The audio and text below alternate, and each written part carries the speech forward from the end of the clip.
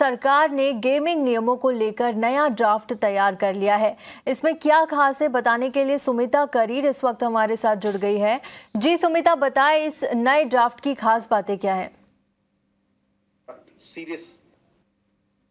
Absolutely, ये जो government है उन्होंने कल शाम को ड्राफ्ट गेमिंग रूल्स फ्लोट किए और गवर्नमेंट ने इनवाइट किया है feedback on draft gaming rules till October 31st। In fact gaming law essentially जो पास हुआ था अगस्त 2025 में by both houses of the parliament essentially provides a framework for banning online money games और वो एक प्रोविजन करता है जिसमें सोशल गेम्स और ई स्पोर्ट्स को बढ़ावा मिलता है, उनको प्रमोट किया जाएगा। पर ड्राफ्ट रूल्स में अगर देखें तो किस तरीके का फ्रेमवर्क मिलता है गेमिंग इंडस्ट्री के लिए? Well, there is a provision for categorisation and registration of online games. User funds का रीपेमेंट कैसे करना है, क्योंकि कुछ फंड्स फंस गए थे उन कंपनीज के पास, रियल मनी गेमिंग कंपनीज के पास, जब ये एक्ट शुरू हुआ उससे पहले।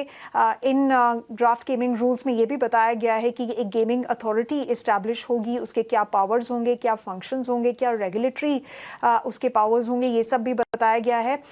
उसके अलावा किस तरीके के फॉर्मेट्स जो हैं वो परमिसिबल है, ये भी बताया गया है इन ड्राफ्ट रूल्स में। Overall it essentially also throws a light on the provision for suspension और cancellation of registrations as far as these social games और ई स्पोर्ट्स आर कंसर्न्ड। उसके अलावा एक ग्रीवांस रेड्रेसल मैकेनिज्म भी होगा और किस सिचुएशन में ये जो लाइसेंसेस हैं ये सोशल गेम्स के लिए या ई स्पोर्ट्स के लिए वापस लिए जा सकते हैं, क्या पीनल प्रोविजंस है, ये सब उसमें डिटेल्ड है। आपको याद होगा जब गवर्नमेंट ने ये बिल पास किया था, उनका मेन एम था कि जो यूजर्स को हार्म हो रहा है, चाहे वो हो रहा हो मेंटल हार्म, चाहे फिनेंशियल हार्म हो रहा हो, या जो टेरर फाइनेंसिंग हो रही है, इन सब पे कर्ब लगाना गवर्नमेंट का मेन एम था। इसीलिए आपने देखा होगा जबकि रियल मनी गेम्स जो हैं वो ब्लॉक हो चुके हैं, उन पे बैन लग गया है, but at the same time social games को और ई स्पोर्ट्स को बढ़ावा दे रहे हैं गवर्नमेंट, और देखना होगा कि किस और तरीके से बढ़ावा मिलता है इन सब सेक्टर्स को। पर ड्राफ्ट रूल्स में अगर देखें तो किस तरीके का फ्रेमवर्क मिलता है गेमिंग इंडस्ट्री के लिए? Well, there is a provision for categorisation and registration of online games.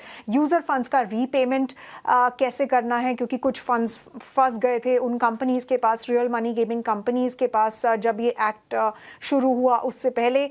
In draft gaming rules में ये भी बताया गया है कि एक गेमिंग अथॉरिटी इस्टेब्लिश होगी, उसके क्या पावर्स होंगे, क्या फंक्शंस होंगे, क्या रेगुलेटरी उसके पावर्स होंगे, ये सब भी बताया गया है।